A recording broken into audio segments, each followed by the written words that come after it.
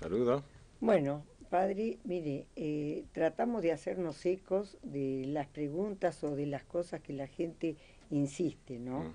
Pareciera como que el tema de el control de la natalidad, tanto en la parte natural como la artificial, parece que siguiera Sí. despertando inquietudes, como que la gente todavía no tuviera las cosas suficientemente claras, hay controversias. A ver lo que nos pueda decir un poquito más para aclarar estos Sí, puntos. cómo no, que en mi cátedra como profesor universitario y luego en la vida pastoral sale continuamente este cuestionamiento y me voy a referir muy especialmente al público que nos oye, que tiene, digamos, una perspectiva cristiana de la vida, pero que a lo mejor no ha tenido tiempo o posibilidades de meditar y pensar despacio estos temas o informarse. No es, por lo tanto, un comentario puramente sociológico o puramente de ética natural. El- los cristianos hemos llegado a precisar un poquito el vocabulario para que no se confunda con un vocabulario parecido, pero que significa cosas totalmente distintas, que están también en curso en la sociedad en el tema de los nacimientos y de tener hijos o no tenerlos y cómo no tenerlos. De hecho, el vocabulario cristiano, que respeta más la libertad y también las intenciones del corazón, es hablar de la regulación de la fecundidad o de la fertilidad humana, mejor de la fecundidad humana. En cambio, hay documentos, especialmente documentos de organismos internacionales, algunos de las Naciones Unidas especialmente, y de algunos institutos, ONGs, que tienen una política, digamos, de antinatalista, ideológica, que hablan de control de la población o control de la natalidad. Y esa palabra control es muy distinta de la regulación a la cual se refiere la Iglesia Católica o en general los cristianos. Cuando se habla de control, se está hablando con una mentalidad que ha sido fruto de los últimos 3 o 4 siglos de nuestra cultura occidental, que es una especie de dominio despótico de imponer la propia voluntad a cualquier situación humana. Y en el caso de la natalidad, se trata simplemente de no permitir errores, no permitir excepciones a la propia voluntad. De modo que está muy bien utilizada esa palabra. Cuando las Naciones Unidas o en algunas otras instituciones como IPPF, ¿no? International Planned Parenthood Federation, que es la Federación para la Planificación y el Control de la Población, hablan de esta palabra control, están queriendo hacer algo que es como una especie de ingeniería social, imponer su voluntad a todos los procesos naturales. Los cristianos no tenemos esa mentalidad en absoluto. Los cristianos pensamos que todo lo que está relacionado con la sexualidad, con la unión sexual entre el hombre y la mujer dentro de la vida conyugal, todo lo que está relacionado con la posibilidad de la vida, son dones de Dios maravillosos. Y no se nos ocurre pensar que debo imponer mi voluntad a esos procesos de un modo despótico. Lo que pensamos es que con la inteligencia que Dios nos ha dado, con el ejercicio de nuestra libertad, que es un don de Dios maravilloso, puedo en algunas circunstancias plantearme seriamente si es razonable, si es prudente tener o no otro hijo, o ampliar los plazos entre un hijo y el otro. En algunos casos incluso de la decisión de que parece prudente no tener nunca más ningún hijo. Esas cosas se las plantea un cristiano en conciencia, pero no con esa mentalidad de dominio total. El cristiano acepta que Dios opina y puede opinar y hay que dejarle abierta la opinión a Dios. Y de modo que si quiere enviar algún hijo, uno, porque tiene fe y confía en Dios, también acepta que pueda venir y no es ninguna maldición que venga otro hijo, ni mucho menos. Y, entonces, ¿cuál es la diferencia entre estos dos métodos que así se llaman, que realmente no son como dos técnicas distintas? Son dos estilos de vida distintos, realmente. Los métodos naturales se fijan sobre todo en los procesos biológicos de la mujer, por el medio del cual uno puede, con ayuda de la ciencia y que se ha ido desarrollando mucho, tratar prudentemente, pero siempre respetando las leyes de Dios, de llevar la vida conyugal, la vida sexual de tal manera que se haga muy difícil que venga otro hijo. Y si viene, bienvenido sea. En cambio, las técnicas de control son normalmente la introducción en el cuerpo de la mujer y también a veces del varón de productos químicos, mecánicos, etcétera, para tratar de impedir a cualquier precio la fecundación, simplemente porque se considera que una nueva vida de ningún modo puede ser un bien. Bueno, es verdad que hay situaciones límites, una mujer violada, etcétera, que desde el cristianismo la respuesta es que incluso en esos casos una vida es un don de Dios. Y no hay ninguna circunstancia que permita matar a un bebito que ya está viniendo a este mundo simplemente para que la mujer no pase por mayores sufrimientos. No se pueden comparar los sufrimientos grandes de una persona con la vida de otra persona. O sea, la vida no puede ser utilizada como un medio, ¿verdad? El aborto, no. Bueno, pues, ¿cuáles son estos métodos naturales? Son realmente varios. El más conocido se llama el método Billings, que tal vez para algunos de los oyentes va a ser una novedad saber que la Organización Mundial de la Salud hace ya mucho tiempo, allá por 1993, publicó a través del British Medical Journal, la revista médica de Inglaterra, que es prestigiosísima, los resultados del estudio que se hizo sobre la eficacia del método Billings para espaciar los hijos o para que no vengan.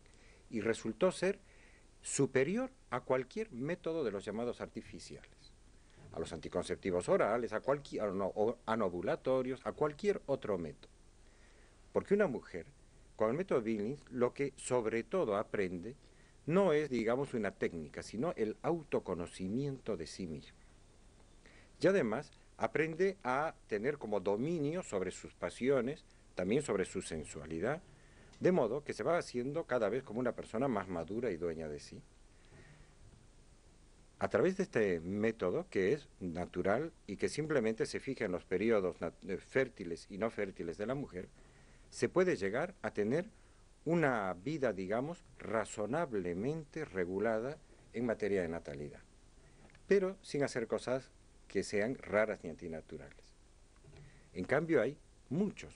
Por cierto, si alguien tiene interés para pedir ejemplares, que ha sido la separata más vendida por el British Medical Journal en su historia, este estudio, es del 18 de septiembre de 1993. Fíjense que se trata ya de un dato que históricamente está muy demostrado. ¿Y dónde hay que pedirlo? ¿Dónde se consigue? Se puede directamente por internet, se puede acceder a la página de la British Medical Journal, que en todas las ciudades existen librerías, bibliotecas que las acceden fácilmente, ¿verdad? De modo que estamos ante un estilo de vida, en el cual también está la gracia de Dios en el corazón, que permite a una persona, digamos, regular muy bien el número de hijos, su vida sexual, sin apartarse para nada de la ley de Dios. En cambio, el otro estilo es, digamos, muy opuesto a cualquier cosa que pueda hacer la voluntad de Dios que interfiere en nuestra vida. Sobre esto tal vez podemos hablar un poco más en el segundo blog, con ejemplos muy concretos. Sí, sí.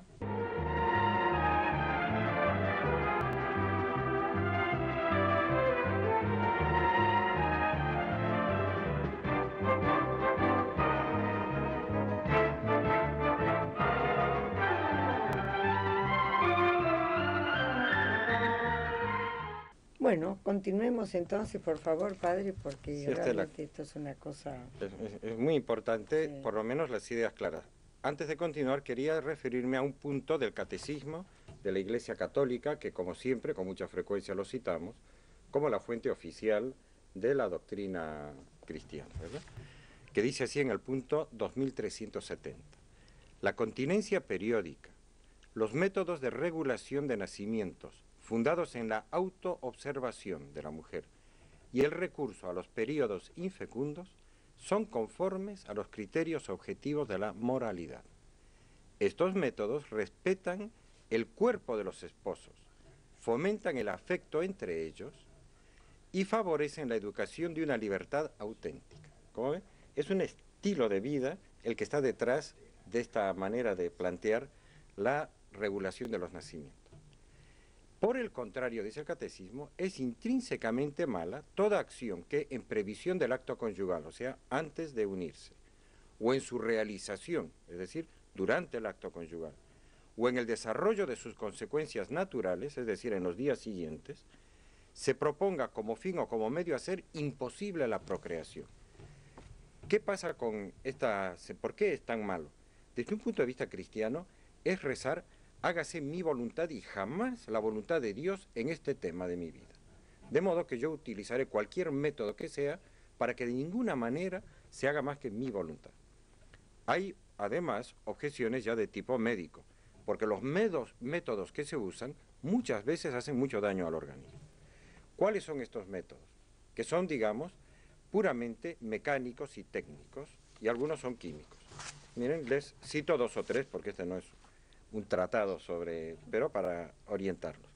Uno es el famoso DIU, el dispositivo intrauterino, que se coloca en muy pocos momentos y se deja, los médicos que lo saben hacer, lo introducen dentro del útero de la mujer y dejan ahí un mecanismo que tiene diversas formas y diversas composiciones, pero que todos más o menos hacen lo mismo, impedir de un modo que se sigue estudiando el mecanismo, pero impedir de un modo muy eficaz el que nazca una nueva criatura.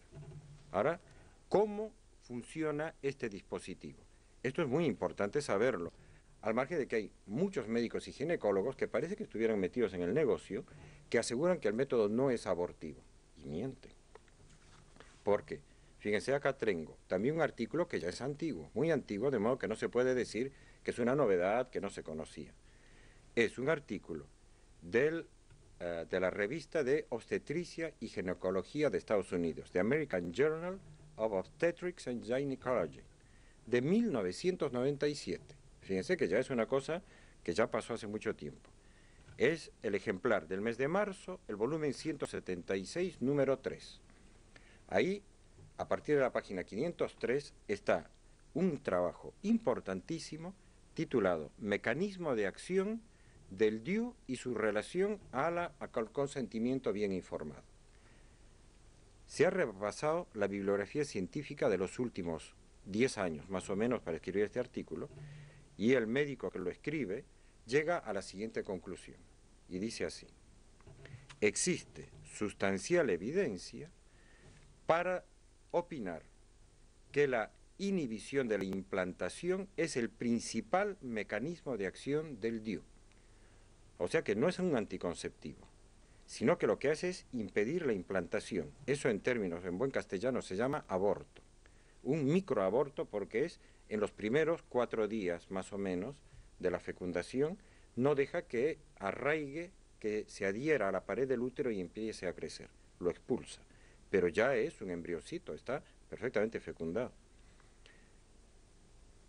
De modo, dice esta conclusión, que la prescripción o la venta del DIU que conscientemente omite el informar este dato es engañosa y está por debajo de los current standards, de las normas estándar para el consentimiento bien informado, y da pie a que se pueda acudir a juicios ante la justicia por parte de aquellas mujeres que pedían solamente anticonceptivos, pero tenían graves objeciones contra métodos abortivos. Hay una diferencia fundamentalísima, O sea, claro. Este método que se vende como anticonceptivo está dentro de esa mentalidad que hay mucha gente que la niega, pero que es muy real.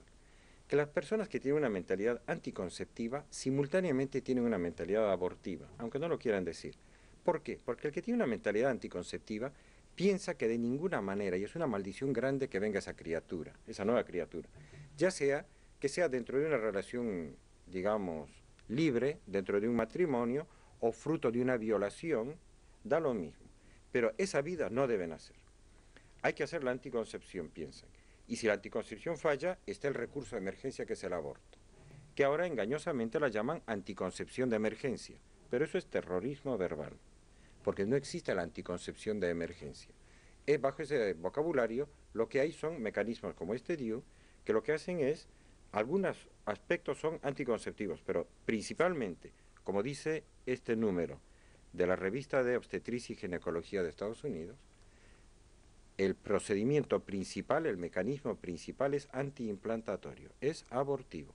Y los médicos, por lo menos en Estados Unidos, tienen que informar, y los laboratorios también, que este es el principal mecanismo, porque si no van a juicio por haber manipulado el consentimiento bien informado, ¿no? O sea, este método es un método artificial, que además es atentatorio de la vida de la criaturita que está viniendo, pero también de todo lo que es el amor humano, el modo de entregarse.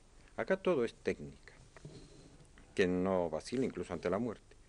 Otro método, que también se llama anticonceptivo para el día después y que es mentira, es el famoso RU486 que se está vendiendo ya en muchos países del mundo, que es una pastilla que le inventó un médico francés que algún día dará cuentas a Dios por el horror que inventó, pero se trata de una pastilla que tiene dos sustancias químicas. Una, lo que hace es, en las primeras semanas del embarazo, lo que hace es matar al embrión que ya estaba implantado. Y a continuación, un tiempo después, normalmente 24 o 48 horas después, empieza a funcionar el otro medicamento que produce contracciones y expulsa al embrioncito que ha sido previamente asesinado. De modo que se produce una especie de aborto a domicilio. Como hay, y está bien comprobado, hay abortos imperfectos, mal hechos y a veces con hemorragias, prefieren hacerlo bajo control médico. Y después terminan en el hospital pasando penurias chinas, Claro, ¿no? pero así es. Pero está previsto, ¿no?, que se vaya desarrollando de tal manera que se pueda hacer a domicilio, en el cuarto de baño, sin que nadie se entere, ¿verdad? Bueno, esto actualmente en muchos lugares lo llaman anticonceptivo de emergencia o la píldora para el día después, vocabularios que son de terrorismo verbal. Esos son un estilo de vida totalmente distinto del que quiere regular la natalidad. Son digamos, personas que piensan que una vida humana que viene a interferir con su vida humana es una molestia, por lo menos una molestia. Bueno, padre, esto nos ha completado un poco las temáticas anteriores porque estos son terriblemente y determinadamente abortivos. Acá Sí. no hay duda posible. Y con fundamentación científica. Le agradezco la aclaración. Hasta un próximo encuentro. Hasta un próximo padre. encuentro.